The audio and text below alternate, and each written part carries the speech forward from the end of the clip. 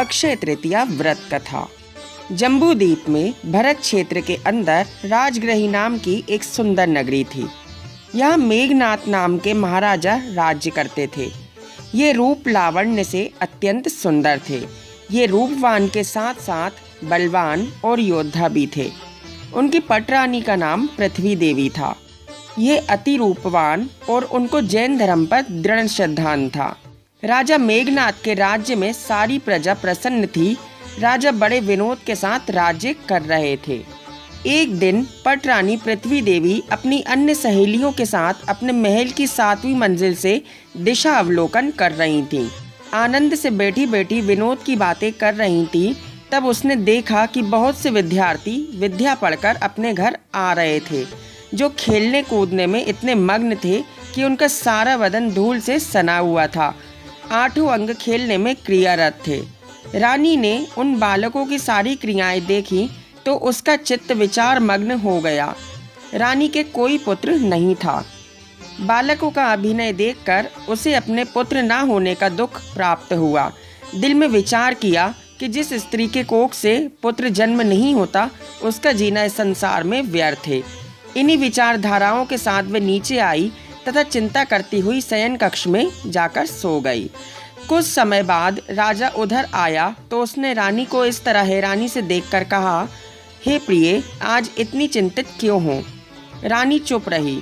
दोबारा राजा ने प्रश्न किया। अनेक बार राजा के प्रश्न करने पर उसने जवाब दिया, हे राजन, अपनी कोई संतान नहीं है और ये समस्त राजवैभव संतान के अभाव में व्यर्थ है। राजा ने उसे धैर्य बंधाते हुए जवाब दिया, इसमें किसके हाथ की बात है? जो होना होता है वही होता है। हमारे अशुभ कर्मों का उदय है। इसमें चिंता करने से क्या होगा? यदि भाग्य में होगा तो अवश्य हो जाएगा। कुछ समय बीता। नगर के बाहर उद्यान में सिद्धवरकूट चैत्यालय की वंदना हेतु पूर्व विदेह क्षेत्र के सुप्रम नाम के चारण रिद्धिधारी मुनीश्वर आकाश मार्ग से पधारे। वनमाली ये सब देखकर अत्यंत प्रफुल्लित हुआ और उसने प्रसन्नता पूर्वक राजा को सूचना दी कि हे राजन, श्रीमान के उद्यान में सुप्रभ चारण रिद्धिधारी मुनिराज पधारे हैं। राजा सुनकर अत्यंत प्रसन्न हुआ। उसी समय सिंहासन से उतरकर 10 कदम आगे बढ़े और मुनिराज को साष्टांग परोक्ष प्रणाम किया तथा प्रसन्न चित्त हो वनमाली को वस्त्र आभूषण धन आदि इनाम देकर प्रसन्न किया। सारे नगर में आनंद भेरी बजवाई। आनंद भेरी सुनकर सब नगरवासियों ने राजा के साथ चारण रिद्धिधारी मुनिराज की वंदना को प्रस्थान किया। राजा ने अपने साथ में अत्यंत सुंदर अष्टद्रव्य मुनि पूजा हेतु लिए और अनेक गाजे बाजे दुमदुभी के साथ उद्यान में पहुंचा।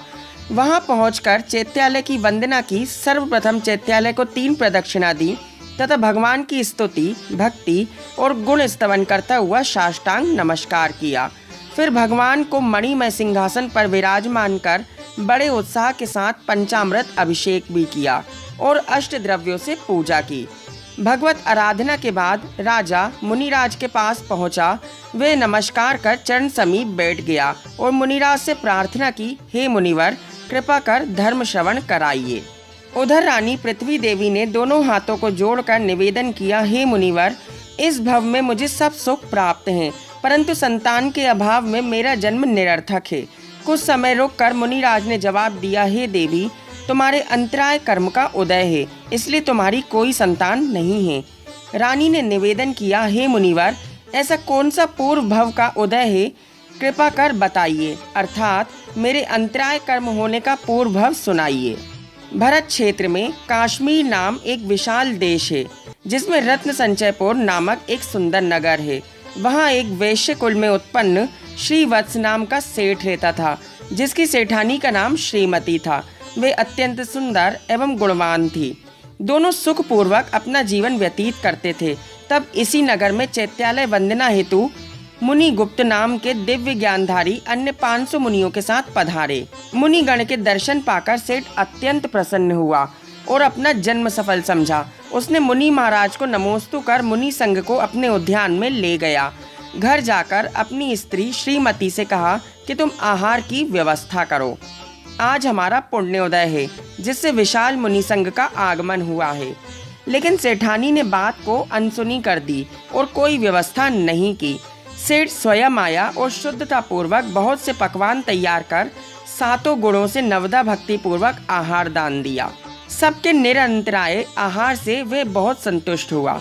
मुनिराज ने सेठ को अक्षय दानम अस्तु का आशीर्वाद दे विहार किया। इधर सेठानी ने अत्यंत क्रोधित होकर अंतराय कर्म का बंध किया। उसी अंतराय कर्म से तेरे इस भव में संतान नहीं है। रानी ने मुनि महाराज के मुंह से अपना पूर्व भव सुना तो वे अपने कुकृत्य पर अत्यंत दुखी हुई और प्रार्थना की, हे मुनीश्वर, अंतराय कर्म नष्ट हो इसके लिए कोई उपाय बताइए जिससे मुझे संतान सुख की प्राप्ति हो। मुनि ने कहा, हे देवी, तुम अपने कर्मों का क्षय करने के लिए अक्षय तृतीया व्रत विधि पूर्वक करो। यह व्रत सब सुखों को देने वाला और अपने इष्ट पूर्ति करने वाला है। रानी ने प्रश्न किया, हे मुनिवर, ये व्रत पहले किसने किया और क्या फल पाया, इसकी कथा सुनाइए। मुनिराज ने कहा कि रानी, इसकी भी पूर्व कथा सुनो।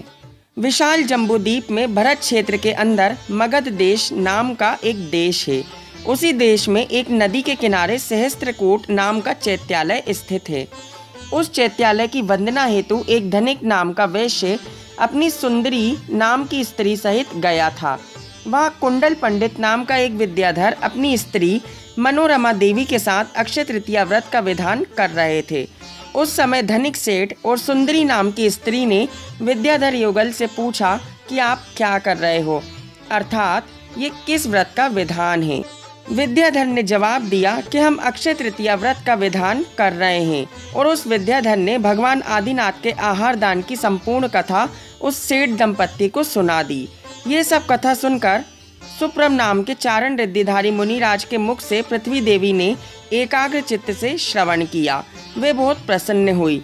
उसने मुनिराज को नमस्कार किया तथा अक्षय तृतीया व्रत को ग्रहण करके सर्वजन परिजन सहित अपने नगर को वापस आ गए। पृथ्वी देवी ने उस व्रत को विधि अनुसार संपन्न किया। इसके उपरांत यथाशक्ति उद्यापन किया। चारों प्रकार के दान चारों संघों में बांटे। मंदिरों में मूर्तियां विराजमान की। छत्र, चमर आदि बहुत से वस्त्र आभूषण मंदिर जी में भेंट चढ़ाए। इस व्रत के प्रभाव से उसके 32 पुत्र और 32 कन्याओं को जन्म दिया। साथ ही बहुत सा वैभव और धन कंचन प्राप्त किया। आदि ऐश्वर्य से समृद्ध होकर बहुत काल तक अपने पति के साथ राज्य का भोग किया और अंत में ऐश्वर्य को प्राप्त की। इसके उपरांत वह दंपत्ति वैराग्य प्रवर होकर जिन दीक्षा धारण करके तपश्चर्या करने लगे और तप के प्रभाव से मोक्ष सुख को प्राप्त किया। आइए दर्शकों, अब इसकी व्रत विधि को जानते हैं। ये व्रत वैशाख सुदी तीज से प्रारंभ होता है और वैशाख सुदी सप्तमी तक 5 दिन किया जाता है। 5वें दिन शुद्धता पूर्वक एकासन करें या 2 उपवास या 3 एकासन करें। इसकी विधि ये है कि व्रत की अवधि में प्रायः नित्य क्रिया से निवृत्त होकर मंदिर जी जाएं और मंदिर जी में जाकर शुद्ध भावों से भगवान की दर्शन स्तुति करें। इसके बाद भगवान आदिनाथ की प्रतिमा को सिंहासन पर विराजमान कर कलशाभिषेक करें। नित्य नियम भगवान आदिनाथ जी की पूजा एवं पंच कल्याणक का मंडल जी मंडवाकर मंडल जी की पूजा कर तीनों काल इस मंत्र का जाप करें और सामायिक करें। मंत्र है, ओम ह्रीम श्रीम क्लीम ऐं अरहम आदिनाथ तीर्थंकराय गोमुख यक्ष चक्रेश्वरी यक्षी सहिताय नमः स्वाहा और नमोकार मंत्र की शुद्ध उच्चारण जाप करें। व्रत के समय घर में समस्त क्रियाओं से दूर रहकर स्वाध्याय, भजन, कीर्तन आदि में समय बिताएं और रात्रि जागरण करें। दिन भर जिन चैत्यालय में ही रहें, व्रत के समय में ब्रह्मचर्य से रहें। हिंसा आदि 5 पापों का अणुव्रत रूप से त्याग करें। क्रोध, मान, माया, लोभ कषायों से दूर रहें। पूजन आदि के बाद प्रतिदिन मुनीश्वर आदि के 4 प्रकार के संघ को 4 प्रकार का दान दें, आहार कराएं, फिर स्वयं पारणा करें। प्रतिदिन अक्षय तीज व्रत की कथा सुने और सुनाएं। यदि किसी समय स्त्रियों को व्रत नहीं करना हो तो प्रतिदिन एक रस को छोड़कर पारणा करें। इस प्रकार विधि पूर्वक व्रत को 5 वर्ष तक पूरा करें। व्रत पूरा होने पर यथाशक्ति उद्यापन करें। भगवान आदिनाथ जी की प्रतिमा मंदिर जी में भेंट करें तथा 4 संघ को 4 प्रकार का दान दें।